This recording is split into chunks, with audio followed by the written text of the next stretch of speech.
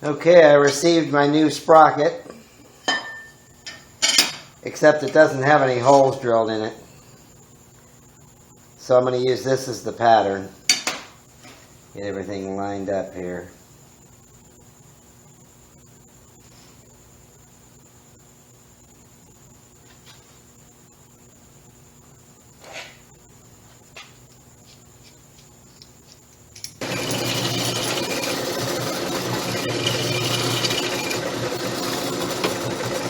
Okay, got it all drilled out. Okay, let's do a quick little update. I got in some parts and pieces. So you know I got my sprocket and I have that drilled, so I can go ahead and install that. I bought a chain, number 35, it's 4 feet. Then I was able to exchange this grip for the 7/8 size instead of the 1 inch, so that went okay. Then a while back I had received these fenders, and they just didn't turn out to be what I thought they were. So you can see the radius is all wrong. I could cut them up and make it work, but so I got the neck size down, and these fit the way they should. Except that this is too wide to fit in between the forks. This fender does. It's a little narrower. So I'm going to need to notch this to get it in there. So I'm going to install these. And the finish on these is a little bit better than on this. So, okay, but the big problem, I bought a clutch.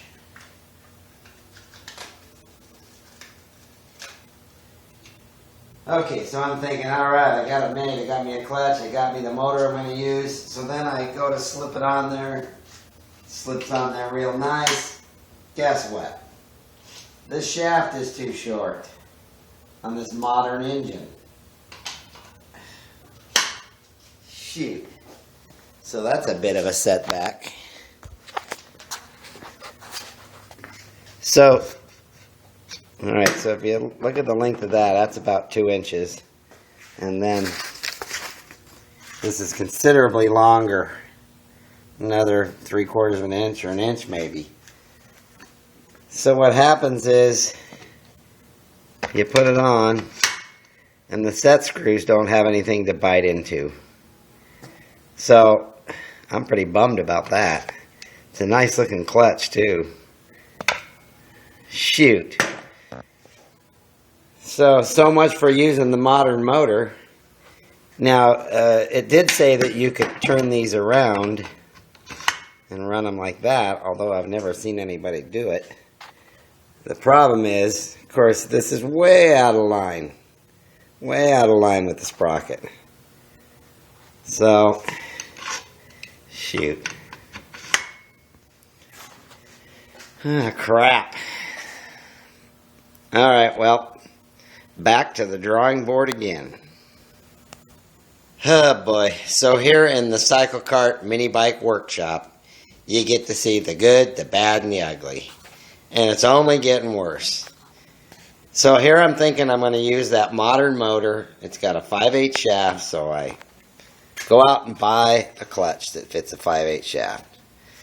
So now that motor won't work, but if I want to step up to this 3-horse motor, which has a 3/4 shaft, I'd have to rebuild this, but I'd have to return this clutch because it won't fit the shaft.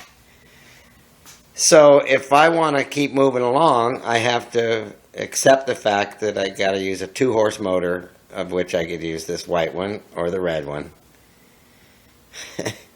I'm telling you. Oh boy, that's the way projects go sometimes. Never smooth the way you'd hope. So in the meantime, to get my mind off of the engine issues, I'm going to put on this sprocket and get the fenders installed. So I got to drill some holes and put some bolts in this one. And then I have to actually weld in a cross piece here with a couple holes, figure out the position. Then I need to put a notch here so it'll fit inside the fork. So that'll keep me occupied for a little while. You know, right now I'm kind of bummed out. Okay, moving on. Well, since I'm not able to use this motor on the mini bike, I put it back on the edger. So back in storage for another 20 years. I sure like how this thing is going to look with fenders on it. The question is, do I cut up that oversized one and make the front fender a little bit different? We'll see. Okay, so I want to install these two fenders, one here and one up front, and so this already has its crossbar, and I taped a bolt in here to help hold it up closer to here so I could get a look at it. So it's going to be like that. I could install it like this or more like this. I'm going to look at a bunch of pictures and see which style I like the best. Now for up front, there's no crossbar. So I cut a piece of steel here. It's the same width and thickness as this. Doesn't need to be as wide. I have to shape it to fit the radius of the tube up there and drill a couple of holes, get it welded in. So this is a 1/2 inch. So that's how far off the tire up there I'm going to mount this. Okay, let's get started on getting this put in.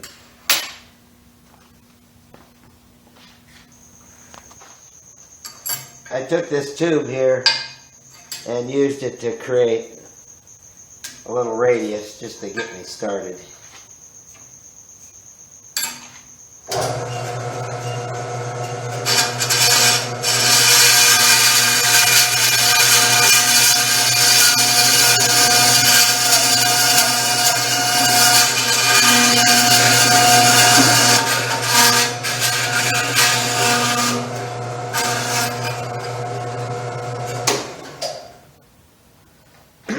Okay, that gets it close, and then I can put a file to it. Okay, so I haven't filed this yet, but it's not bad considering it's a rough cut.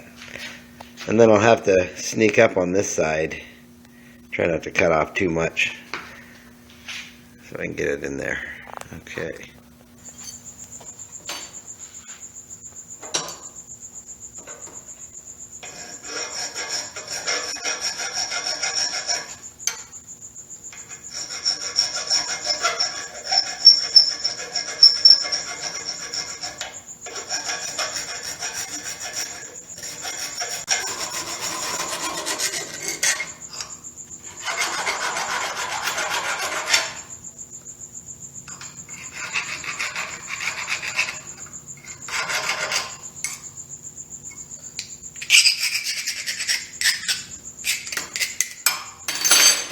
Well,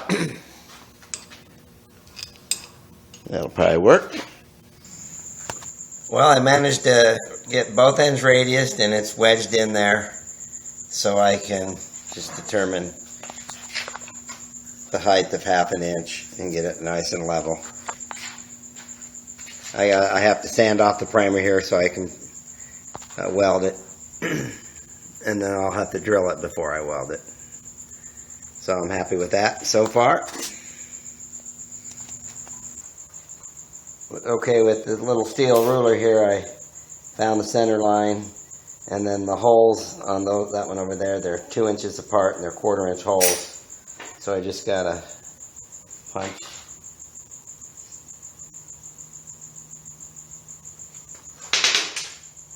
Need my glasses. Alright, that's better.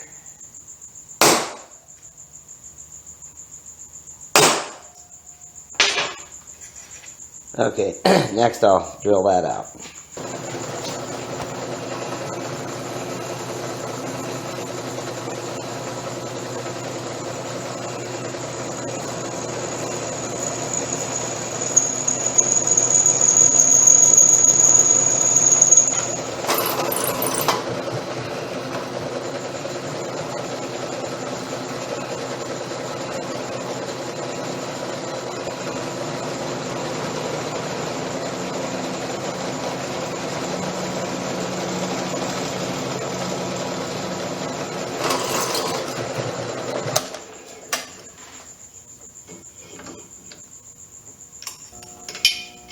So the piece is in there nice and level and 3/4 of an inch away from the top of the tire. So I'm going to get this tacked in. I sanded off the primer, so I'm down to bare metal. Okay.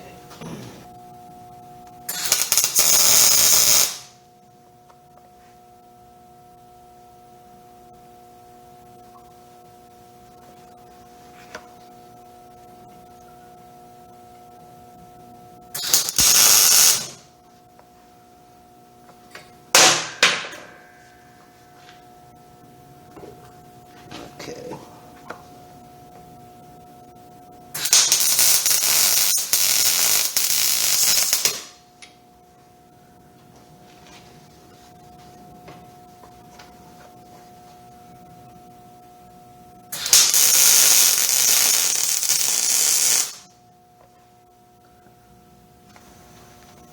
Alright, I finished welding it in, smoothed it out.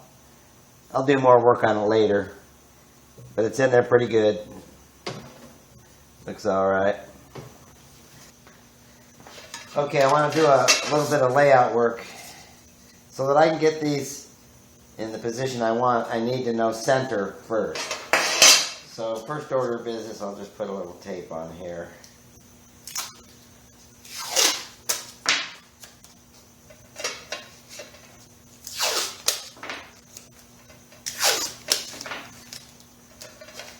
Okay, so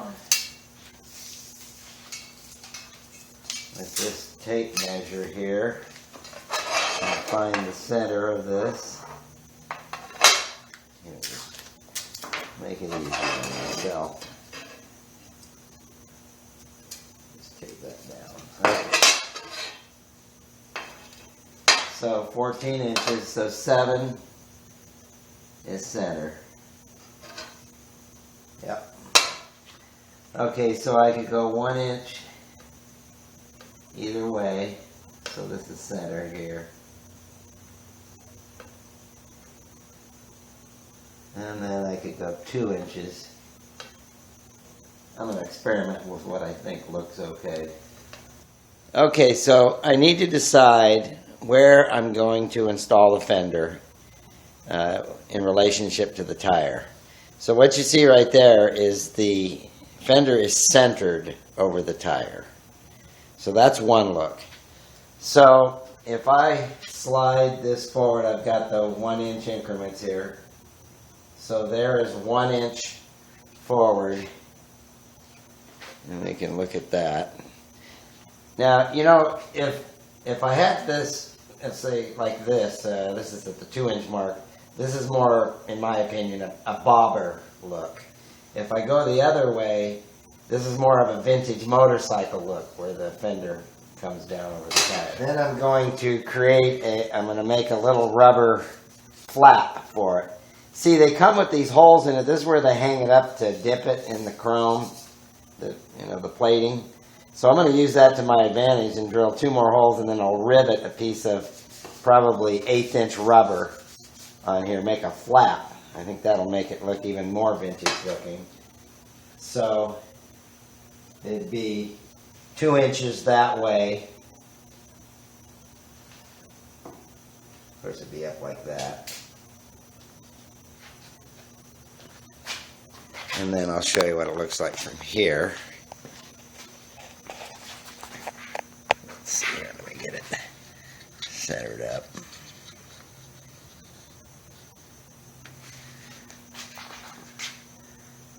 So there's the idea of a vintage look. And it just so happens that down by my shop, a couple doors away, is a company that sells different kinds of rubber, so I can get any thickness I want. I can even get white rubber, which might look nice. But 1/8 inch thick is what I'm thinking, somewhere close to that shape. I think that I'm going to go with that vintage look with the fender more towards the rear.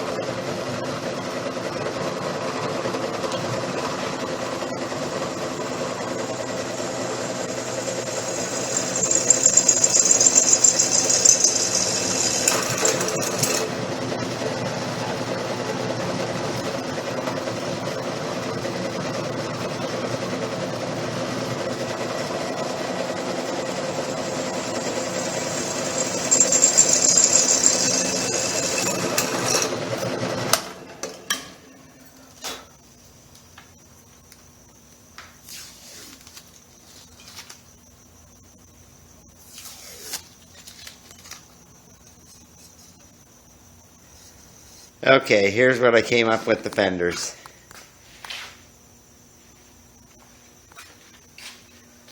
I have them installed. This represents a mud flap. And then I'm going for the kind of the vintage look here with this coming way down and another mud flap. And that's one look anyway. Yeah, that ought to work. Tonight I figured I'd work on trying to get a seat blank made. I have some foam out in the shed I gotta dig out. So I'm gonna try to make a plywood blank and put some foam on it. And then my buddy Chip, he said he'd sew me up a cover. So I've been looking at pictures online, and you know, there's square ones, they're rectangle, they have a ducktail on some of them. I think that's what they call it. Some look to be 3 inches, some are 4 inches. So it's hard to know exactly what's correct. So I decided to make something that was comfortable. So I made this blank at lunchtime today. Where's my tape measure here? I just needed a starting point. So this is 10 inches by 8 inches. And I noticed that most of them overhang a couple of inches. So I'm looking at that. I want to make some changes. I'm going to make another one. So I want to make it narrower. I want to make it the width of this frame, 7.5. Right now it overhangs a little. So, and then I want to make it 1.25 inches longer. Let's see. If that was my overhang, it'd be that much longer. So narrower and longer. That's what I'm going to start with. Okay. Okay, so let's lay this out. 7.5.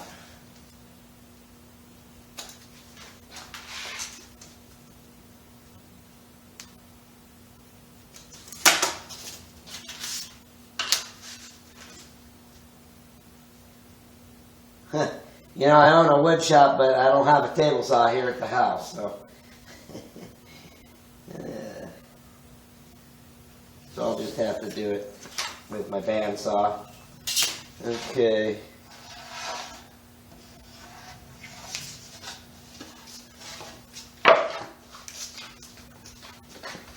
Thank you. That was 8 of them.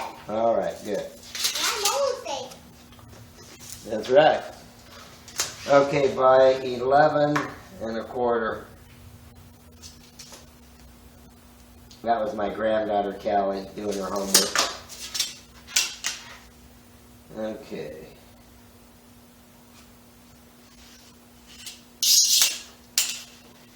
Yeah, it's looking better already.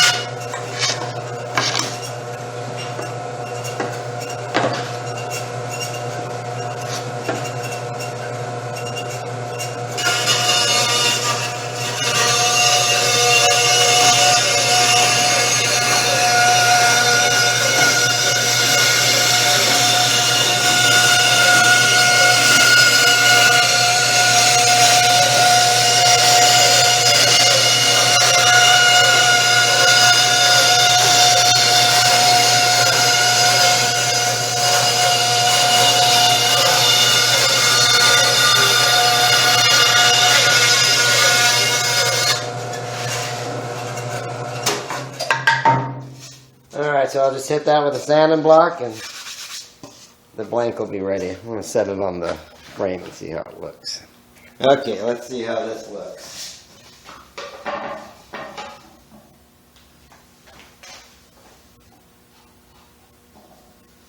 Yeah, I like that better already. Here's the other one. Okay, I want to put a little round over on the corners. That other blank, I used this socket to get the radius, but I think that was probably a little too much, so this is a 21 millimeter socket, as if that matters. Just going for a radius corner that I think looks appropriate. Make the fabric transition nice in the foam. So just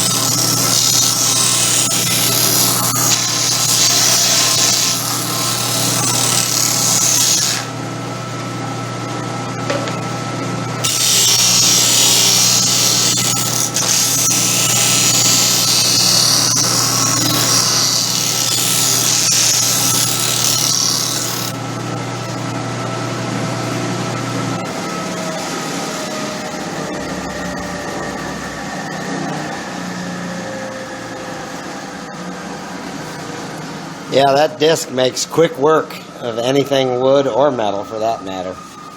Okay, so that's a good starting point. So now I need to determine how far back or forward this sits. And I had to do a little grinding on this because it was kind of uneven and it's still a little bit wobbly. But by the time the fabric comes around and nails on, that'll take up that slop. Okay, so where to put it? This is such a small mini bike that to get your feet on the pegs, you need to sit back as far as you can, I've noticed. So I'm just eyeballing it up. Let's see. Guess that looks all right. Let's see, I could live with that. See if I go a little more. See, that looks like too much. I don't know, let's see. Well, okay, let's see. From the start of the radius, that's 3.5. I think I'll go 3 inches from right there. 3.25. All right, let's go with that. So I'll make a little reference mark here, so that I can measure from here to the center of this bar and transfer it to this. So 4 3/4. Okay, I have it clamped on there, it's even, and then I'm eyeballing that I'm on the line.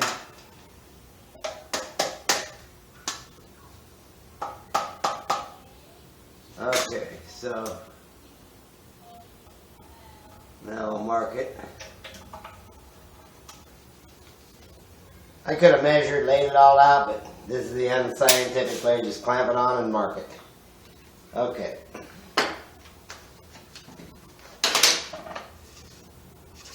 Alright, so there's the holes that will match with that. So I'll show you what I have planned for this here. Yeah. Okay. Okay, my plan of attack is to drill through, then I'm going to install these T-nuts, pound them into the hole. Then this bolt will thread in from the underside into the T-nut with a lock washer.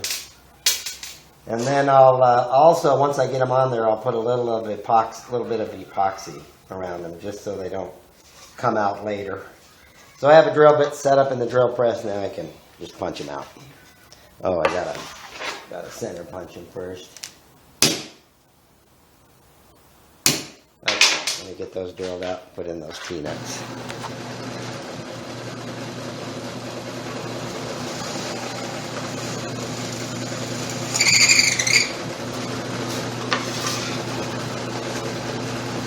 when you do a center punch and you bring the drill bit down to it,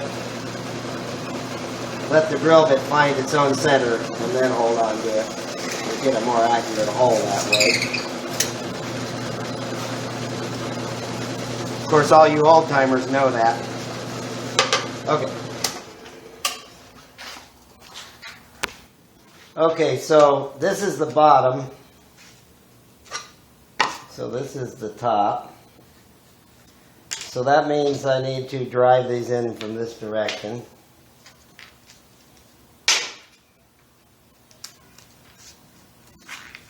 Okay, so let's get these put in. I want them to go in snug.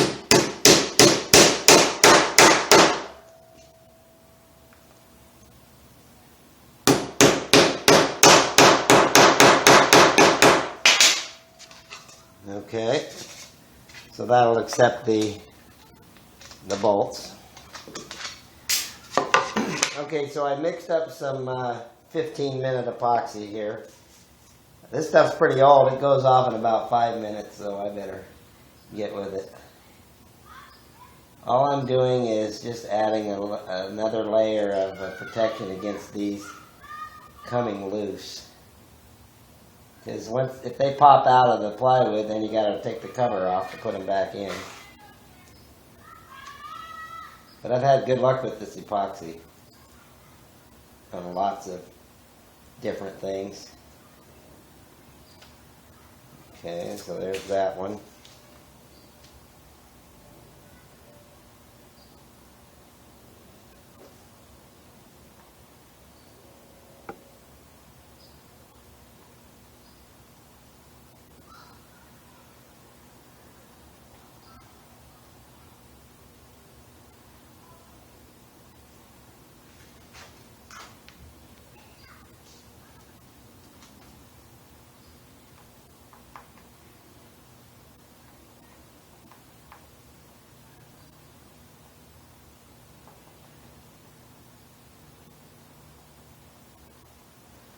Alright, that looks good.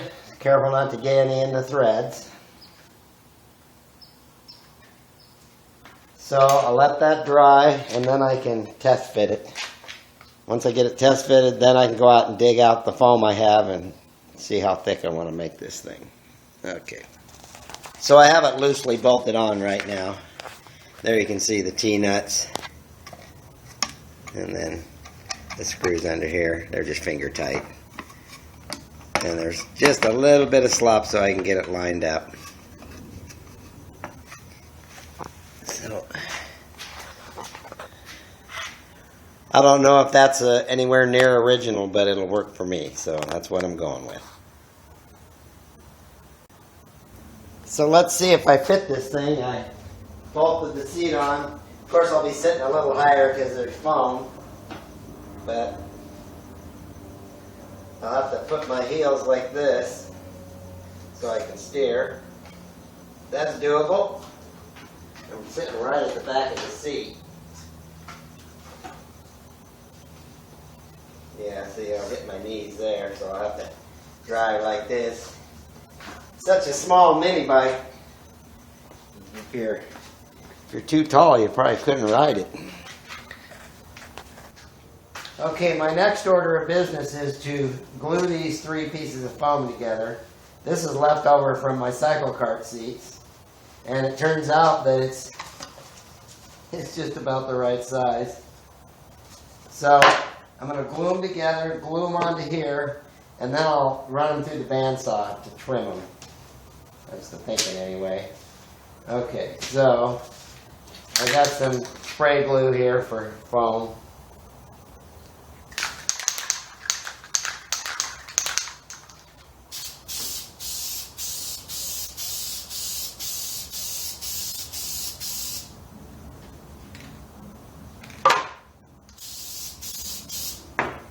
Okay, so there's that.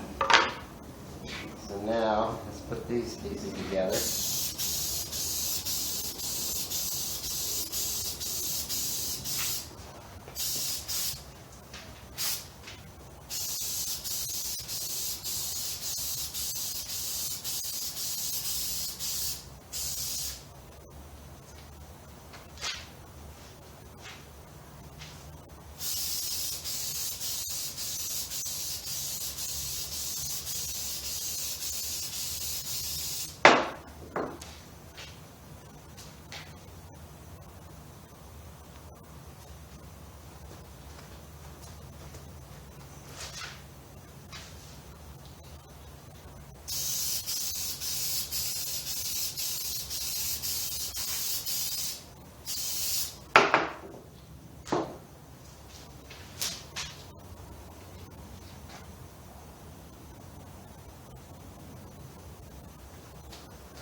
Okay.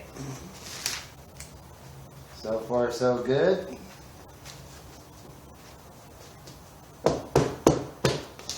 Okay. Spray this side.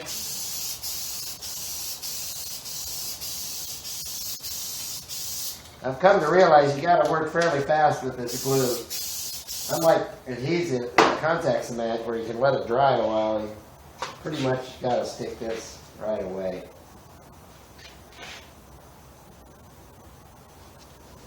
Okay, I'm just centering it up.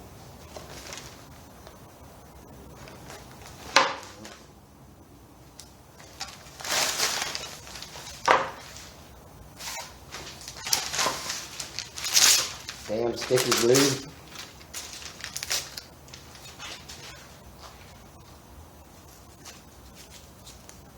Gotta make sure I get it on there.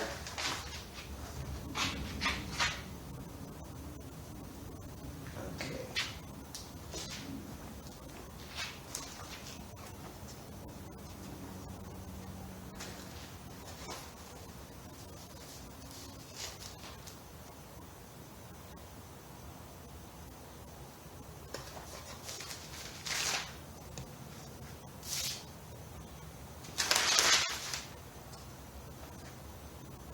Alright, so I got plenty of room all the way around, and they're hanging out long enough.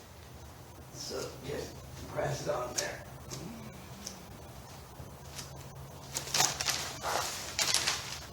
So the whole idea is once I trim it is the fabric will come over, wrap around, and staple on.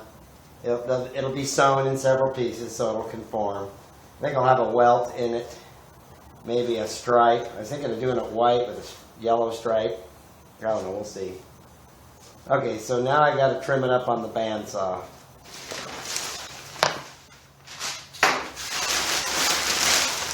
So now I'm going to chase around the outside of the plywood with the bandsaw, trying not to cut the wood.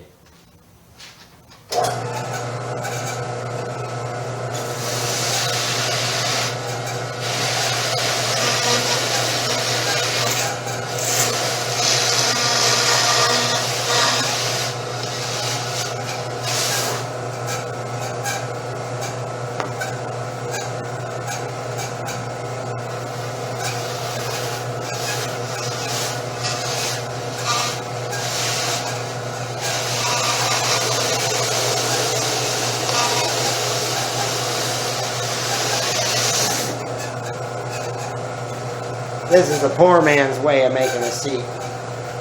Works for me.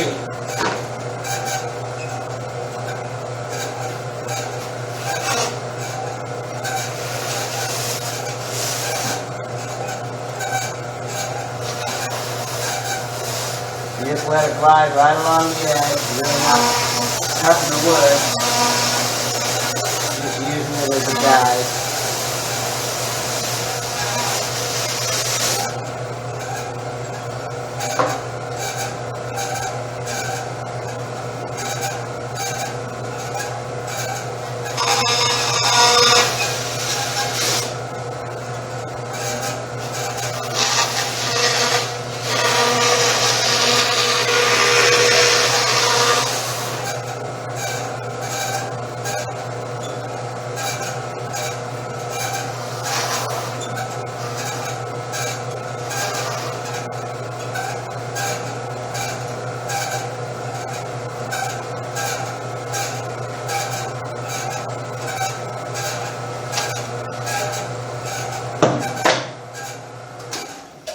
Okay, so that's 1/2 inch plywood, and then these are 1 inch each, so that's 3.5 inches thick. I guess that looks all right. I don't think I'm going to do the ducktail or whatever they call it. I think I'll just leave it rectangle. All right, let's see how it looks on sitting on the bike. Okay, I bolted the seat on, and I sat on it. Feels pretty good. Might be a little on the thick side. I don't know. It'll certainly squish down when I sit on it. I could always peel a layer off if I had to. I'll talk to my buddy Chip. He's done a few of these seats. He might know. And I might do the little ducktail piece of foam. I can see why you need that, because you're sitting right at the back of the seat.